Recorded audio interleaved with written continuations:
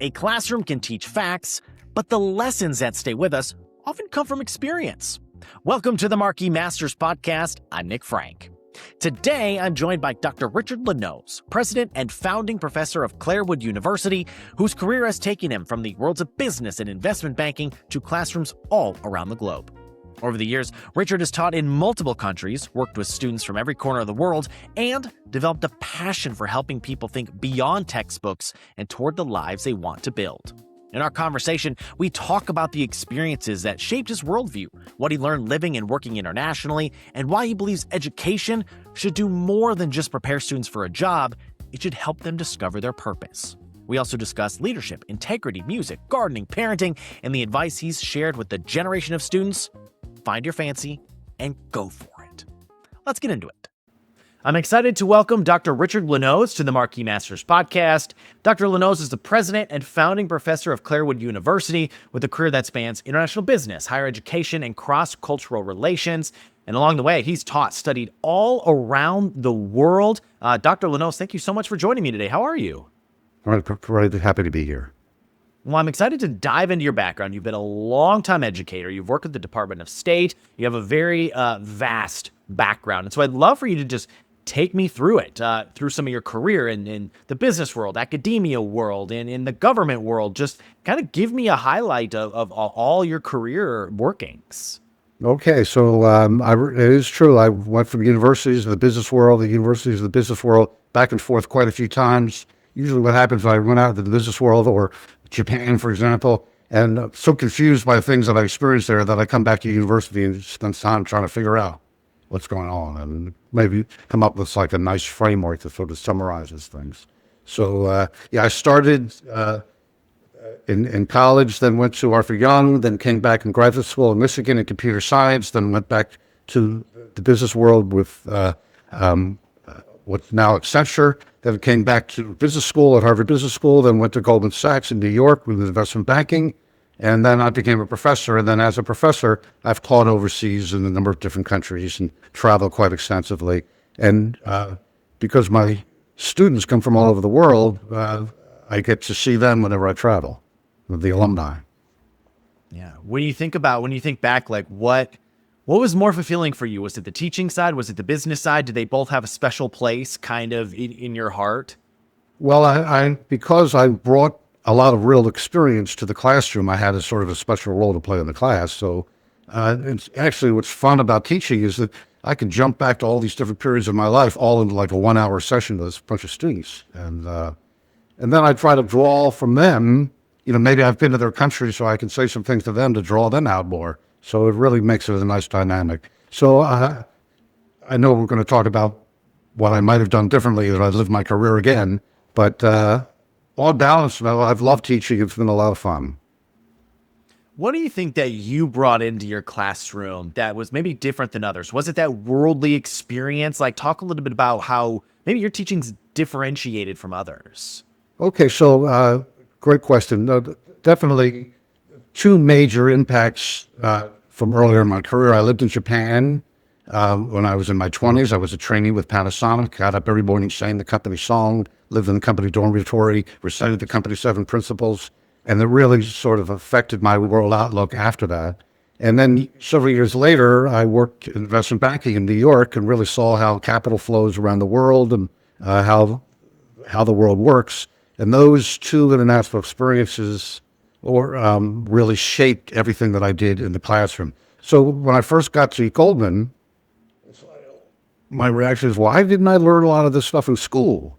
What's wrong with what schools do is that people don't fully prepare. So I really developed new ways of teaching, new ways of structuring interactions in the classroom so that you learn a lot of things that you would never get from, let's say, a lecture class or from just working on a project by yourself.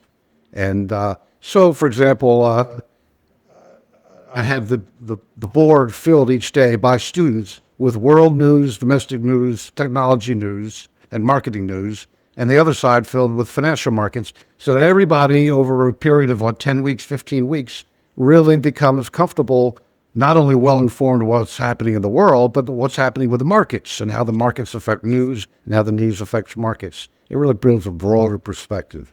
The other thing is I saw a lot of people in the business world do really dumb things about managing people. And I knew that we needed to do a much better job talking about how to handle people. And so we do leadership talks where people stand up and give motivational talks on different subjects. So everyone has their chance up front to try to be a leader. And then people talk about their own experiences with leaders that they worked with or managers that they worked with who were good or not good, and try to derive some lessons. So we spend a lot of time every day looking at what's happening in the world and looking at how to manage people. And most schools don't really emphasize that in the same way. What did you see from all of your lectures, from your conversations? Like, what were some of those defining traits of poor leadership that you saw that you just like consistently, like a very similar theme across ones that weren't doing it right and the leaders that then were doing it right? Okay, well, so a lot of the reason I got into this is because I really felt that it was important to emphasize integrity. And so as I say at the end of my classes, the most important lecture I'm going to give you is this one on integrity, because character is destiny. And I think that schools probably don't talk about that in such a prescribed way. And I guess I've seen people in the business world do really dumb things to handling people, or really being on that ethical divide and not quite sure where to come out, and they don't have the clarity of focus that would inspire other people. I think it's really important for people to reach down into their inner soul and find out what's important to them, and then build an educational program that will cool them up so they can go after those key missions that they may have identified for themselves. Yeah. Do you see a difference in, like, when you first started teaching, to the tactics, the strategies that you use, to now today, of maybe how you've had to shape and change how you're teaching, the youth of today, I guess you could say? Well, I'd say that when I first came into teaching, I experimented like crazy, trying out all kinds of new things, new ways of interacting. And some of this is inspired from not only from Japan and Wall Street, but also from exposure to the human potential movement, where I saw you could put people in a room, design interactions in a new way, and they get all kinds of new lessons from it. So I try to do those kinds of things. And I guess I feel that over the years I've developed some like best hits, so that I have best hits that I bring to every new class, and the students stay in touch with me. I find out sort of what happens as their career unfolds. That's why after we've launched them into the real world, or they'd come back from the real world to get tooled up for more, and then we send them out again. It's very satisfying. Yeah, I was just going to ask that, like, how does that feel? Like, I know, like, I've had a couple experiences like that with professors and teachers that I know had an impact on me. And I've always wondered what that feels like on the other side when a student does come back to you and say, hey, you did, this one lesson you had, I maybe didn't realize it at the time, but now 5 years later, I did realize how valuable that lesson was, or like that little nugget that you taught during your leadership lesson stuck with me throughout my entire career. Like, how does that feel on your side when you have students that come back and talk to you about that? So that's what's surprisingly satisfying. Now that I'm more on the harvest end of my life, I've taught for 35 years. So I've seen very often now the guest speakers I have are former students who've gone out and done something very significant, and they want to come back and share about it. And I cherish those kinds of connections. I think that most people don't think of college or graduate school as a chance for people to really sit down and design their career and then tool up to pursue it. And I've always paid attention to that, thinking about the stream of graduates that come from my classes. And most of the time when I do international trips now, I look up former students. Last year I was in Uruguay, and I talked with a group of students, all MBA students who are now in their 50s. I said, what do you wish you'd learned in school, given how your career evolved? So it was, I try to gather that kind of input to further enrich what I do with people when they're younger. Have you ever wondered how some people's stories live on, not just through their work, but through history itself? For nearly 130 years, Marquis Who's Who has been documenting the lives of leaders, innovators, and changemakers across every profession. From CEOs and scientists to artists and educators, Marquis has captured the stories behind success, the people who define our times. Being listed in Marquis Who's Who isn't just recognition, it's taking control of your personal brand and using it to create a meaningful and impactful legacy. It's a record of your life's work, preserved, published, and accessible to generations who will study, research, and be inspired by your contribution. If you've built something meaningful and you've made an impact in your field or community, this is how you ensure your story is told and your personal brand is maintained accurately with integrity. Visit marquiswho'swho.com to learn more about how you or someone you admire can be featured, because history remembers those who take the time to record it. When you think about that from how you teach to then the business world, like, hearing those individuals in their 50s, what differences in thinking do you think is required today on the business side that maybe the school environment isn't teaching or talking about? Well, I think that you definitely need a breadth of perspective. And even though we're sort of in a resistant period of thinking about globalism, the fact of the matter is we have to operate as a planet.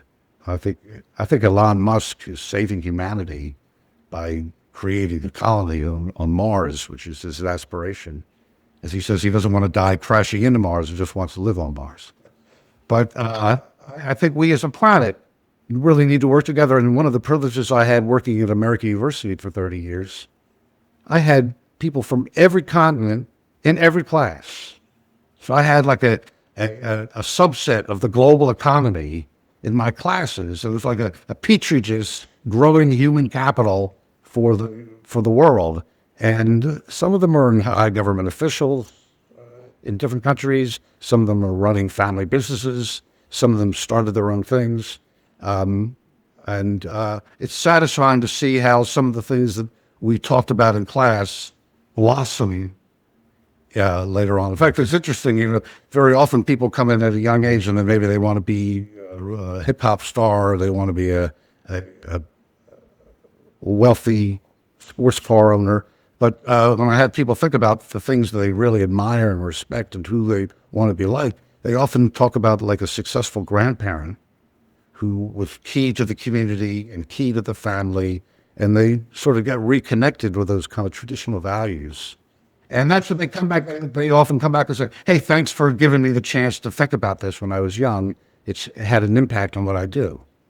And I'm finding that unexpectedly something to cherish as now an older guy. Right. Do you think that's one of the bigger misconceptions that you see with students? Is like they come in thinking business is one thing, or finance is one thing, or wealth is one thing. And then they go through your class and maybe they're like, oh, wow, this is a little bit maybe different than what I anticipated. Or yes, my goals are different than what I anticipated.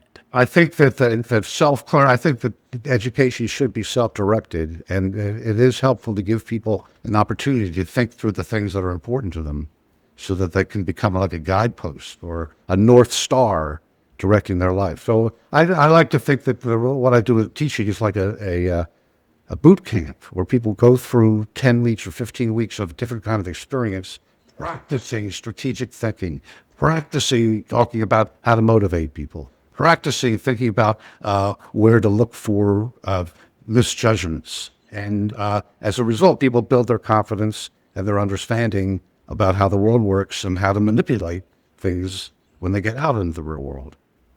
Yeah, it's very interesting to bring people from such different backgrounds, because they bring so much to the class that enhances beyond the course material that would have been in the course anyway. Right.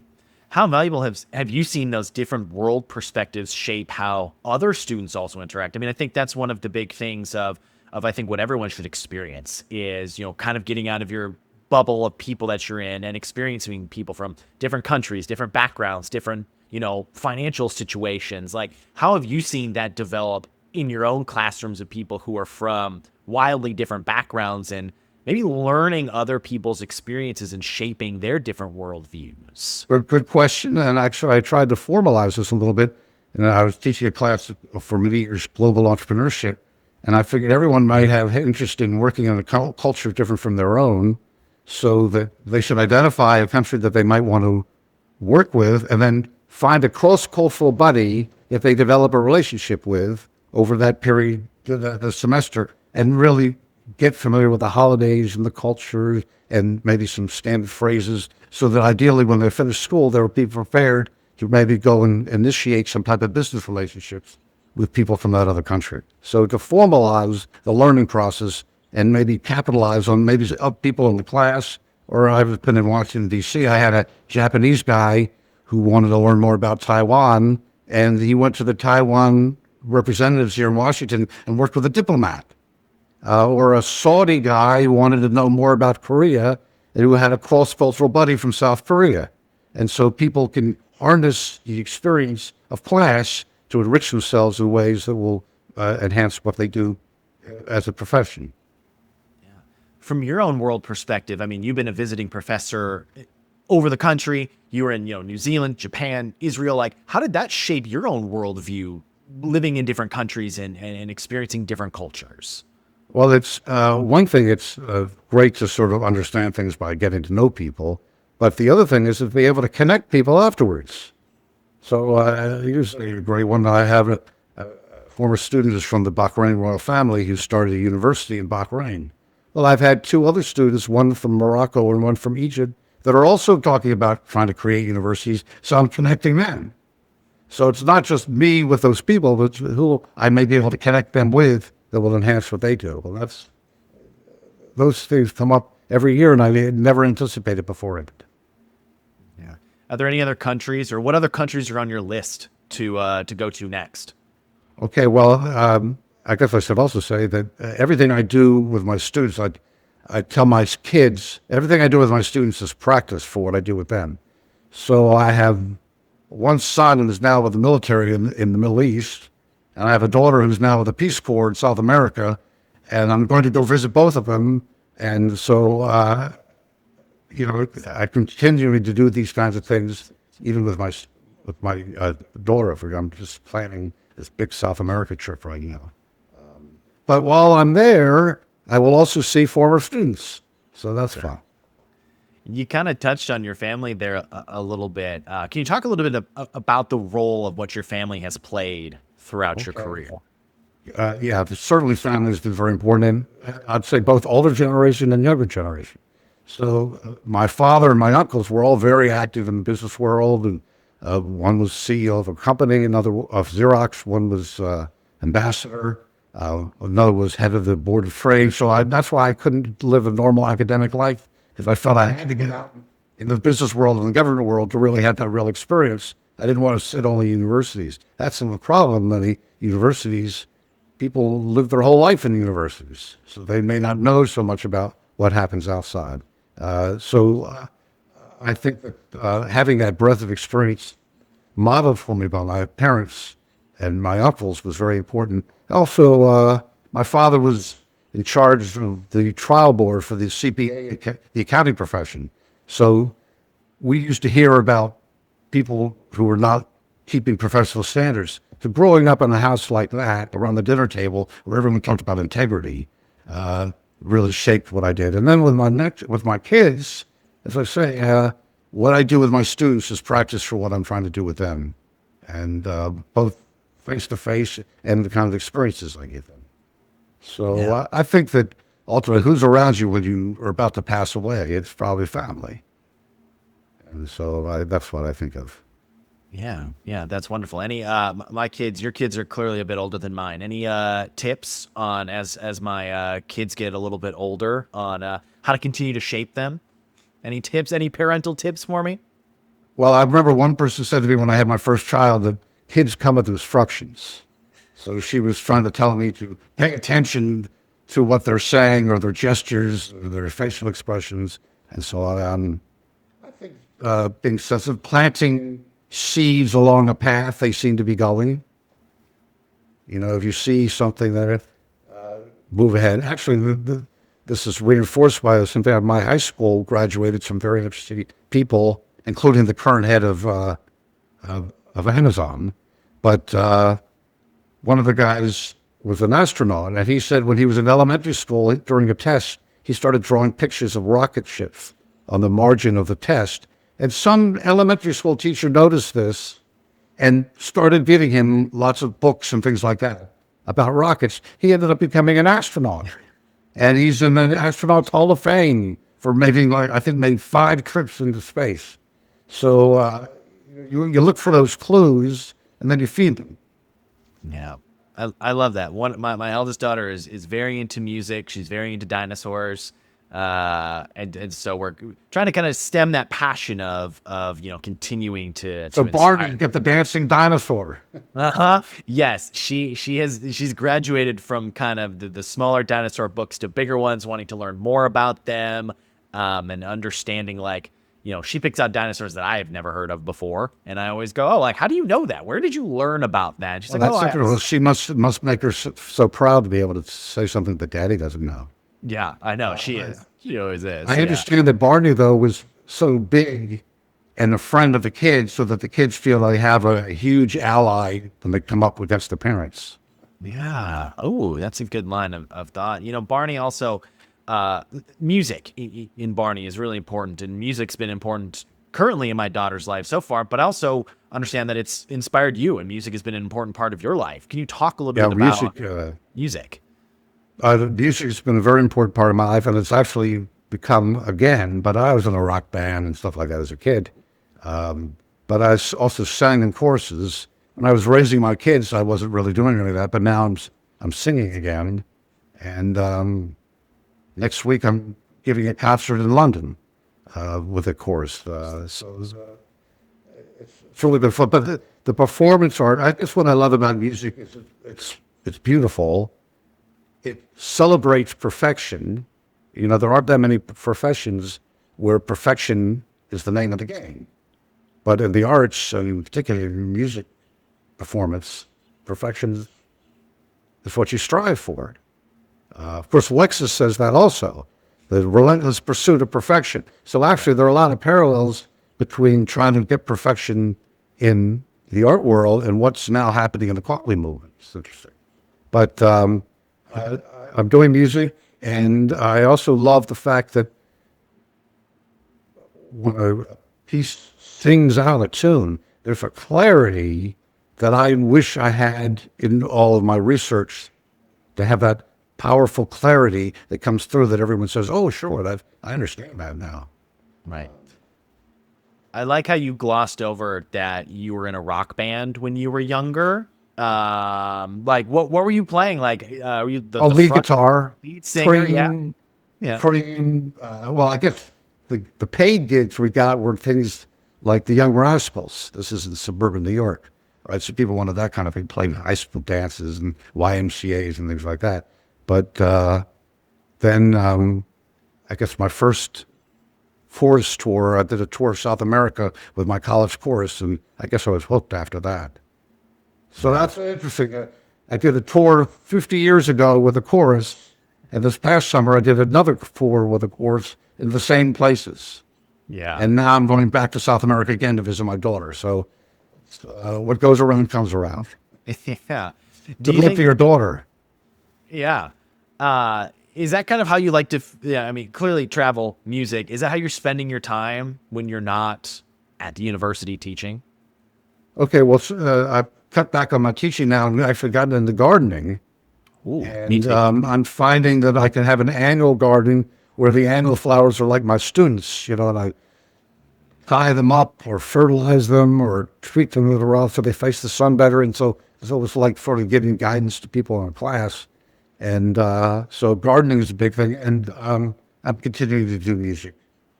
But also, I guess now at this stage of my life, I'm paying more attention to income potential of the financial markets. So I'm busy gardening and options trading in addition to teaching and music. Are you more of a vegetable gardener or a flower gardener? Flower. This all came from the experience in Japan. Every time you turn a corner in Japan, things are so beautiful. Even the flower on the front porch of a small home. Somebody paid attention to an artistic presentation, and I came back from that hungering for that kind of beauty around me, and I realized with gardening it's so easy. Yeah. My wife and I very recently just put in a flower garden in our backyard, And so we've been watching the bumblebees and the butterflies. Oh, yeah. We specifically built it with that in mind, is to bring these pollinator bugs around our yard. And it's been a lot of fun. It's this interesting thing where, you started with the seed and then it grows and flowers and then it's just green and colorful. And it's very peaceful and relaxing to just sit in our backyard. And it's like painting with plants too. Mm-hmm. Right. But it's interesting though. My son, though, is into the vegetable side of it, and he takes so much joy. We have an apple tree in the backyard that he started from seed. Yeah. And that's a great source of pride for him. So now our deck is filled with all kinds of cucumbers and sweet potatoes and things like that he's growing. Mm-hmm. It's such an interesting thing because, right across the way from where our flowers are is our vegetable garden as well. We've been kind of really investing in that. And every year it's just, there's that point of pride when you get that. My daughter planted pumpkins last year and got her first pumpkin. And so she got to plant the seed. She got to do that. She's just very into it. It's the time it takes for it to grow. She doesn't quite have the patience yet of like, why didn't the pumpkin come out yet? But it's a really fun opportunity to watch that stuff. And there's a lot of pride in eating the cucumber that you grew or the tomato or absolutely whatever that is. Not to mention giving a little bit of peace of mind given the chaos that's happening in the world. But right. When you think about, when you were going around Japan and seeing the community and seeing the flowers and the beauty, talk about like your involvement in your community. Like in what ways do you give back and how important is that for you to give back? Okay. I'm a nice community. It's interesting. This is such an international area where I live outside Washington, D.C. The messages in the schools go out in 7 different languages because there's so many different people from all over. So we have a very international community here. And I'm with the HOA. We really try to create a real sense of community here. And when my wife passed, I set up a charity to try to foster more of the kinds of things that she would do. So I've set up a charity that both funds some type of community activities and that has through scholarships, both the Culinary Institute and for religious study in the Middle East. And it's satisfying to see that kind of thing happen. And I'm very active. I'd say once a week I hear from former students. Sometimes they want to get a letter from graduate school, but more often they're really trying to figure out something and they just want to touch base with the professor who they knew they could level with. And that's part of what I say. There's harvesting in the teaching career that I didn't fully anticipate when I first went into it. And I'm now starting to enjoy it. Wow, that's great. If I'm curious if you were out in your yard and you're in your flower garden and you can invite one person to just come sit with you, drink some tea, drink some coffee, have lunch, whatever. Who would you invite over? Whether they're from someone from history, someone from today, who would it be? No question, Thomas Jefferson. Thomas Jefferson designed the American government, was inspired by Locke and Hobbes, but talked about life, liberty, and the pursuit of happiness. That's sort of a lot of the mission of Clarewood. Our school is right around the corner from a street called American Dream Way. And so anyway, I'd love to talk with Thomas Jefferson to see how, I guess, his religious outlook and aspirations for humanity led to the design of the American government. And also, he was fascinated by plants. So I'm actually finding that I'm drawn to seeing some of the drawings and things like that he collected in Charlottesville. It's so interesting you say that because I was listening to something. I've been getting really into presidents and listening to podcasts and reading books about presidents recently. And that was one of the things that I read about Jefferson was how much he gardened and tried new plants together and was trying to cross-pollinate or find new things that work together. It's always interesting when we look back at people like Jefferson, Washington, Lincoln, and sometimes we kind of put them on they're above, their faces are on rocks and we kind of, or Nichols, hold them up a little higher, but they were just humans, right? They were just humans and they absolutely. Had passions and they gardened and they read books and they did things that you and I would do every day. So it's always great to just see the things that there was a gussiness. I mean, to be able to stand up to the king. From what I understand, the king at the time in England, apparently by European standards, he was a pretty good king. But someone wrote a book recently, The Last King of North America, and they were talking about George III.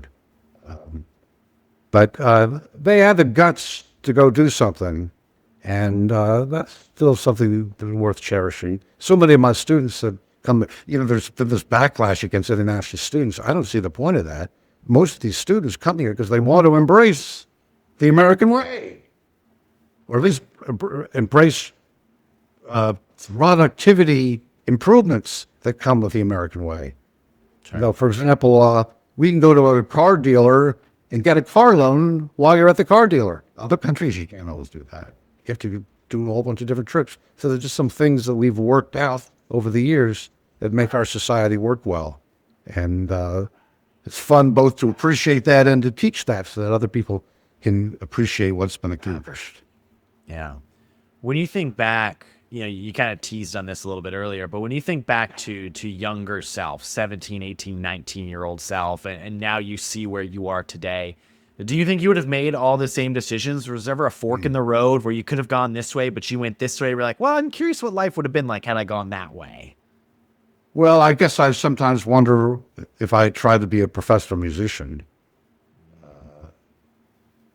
When I was playing in a rock band, I thought about, really trying to do that with my father's strong discouragement. And then when I became a professor, I missed the business world. Not only the income, but some of the challenges. You're not just talking about things, you're doing things. And, maybe as I'm starting to feel the benefits of seeing former students come back to me and either ask for an update or tell me what they've done, or this guy in Bahrain, he wanted to show off the university he created because he had the idea for it when he was my student. So he invited me to the first commencement of this new university. So things like that probably are dampening my yearning for another career. But my father and my uncles all did business and government. I never got to do the government route other than training people at the State Department. But I wasn't actually a diplomat. I wasn't actually a deputy undersecretary or something like that in the government. But I have regretted earlier, but I'm not regretting so much now. Yeah. When you think especially back now that I'm doing options trading. Right. When you think back to the course of your life, through your personal life, through your professional life, what would you say, and maybe this is something you share with your students as well, what would you say is one of the most important lessons that you have learned in life? Find your fancy and go for it. And ideally, find your fancy in a way that's making a contribution to the lives of other people. Actually, this wisdom I got from a New Zealand sheep farmer when I was down there teaching a course on goal setting for your clients, your business, and yourself. And so when we got to the issue of the self, it was like, what do you want to do with your life? And this sheep farmer was so surprised that the other classmates were confused about that kind of question. He said, it's so obvious. The happiness of life is to contribute to the lives of other people and have them contribute to you. So I sort of hold on to that, and I usually quote him every semester as a way of thinking about find some way you want to contribute and then go for it. Don't let anybody hold you back. Once you make that commitment, things start happening. Things that you didn't anticipate start happening. Goethe wrote about that. Find what you want, and then all of these blessings come your way because you made that kind of commitment. And it's nice to be able to sit back and say, hey, I helped make that kind of thing happen. Right. I think I just found a new phrase to share with my daughter is find your fancy. I love that. I think I'm going to start sharing that with my kids when they start growing up. Find your fancy. I love that. Pick something too early, like having a pink petticoat or something like that, Dr. Linowes, what does being a Marquis Who's Who listee mean to you? Wow, that's heavy. Well, first, my father always always paid attention to who's who. So for me, it was a little bit like getting the respect of my father. But I think it's a pat on the back. It's tipping my hat that somebody's figured out a way to sort of get their act together in a way that contributes to society. And I try to encourage my students to do that. So I appreciate that. It's taken away some anxiety that I may have had earlier in my career. But am I making it? Have I done it? Not to mention paying the bills to raise a family, which I'm sure you're wrestling with right now. But I think that having an impact that contributes is the kind of thing that makes you smile in retrospect. Yeah. Dr. Linowes, thank you so much for joining me today. It was a great conversation. It was just a genuine pleasure meeting and talking with you. Thank you. Nice to talk to you, and good luck with your family. Awesome. Thank you so much. If you'd like to hear more conversations with educators, innovators, global thinkers like Dr. Linowes, be sure to visit marquiswho'swho.com and subscribe to the Marquis Masters podcast wherever you're listening. If you enjoy the episode, leave a review. It helps other people discover the conversations and stories. Once again, thank you so much to Dr. Richard Linowes for joining me. I'm Nick Franck, and we'll catch you for the next Marquis Masters podcast.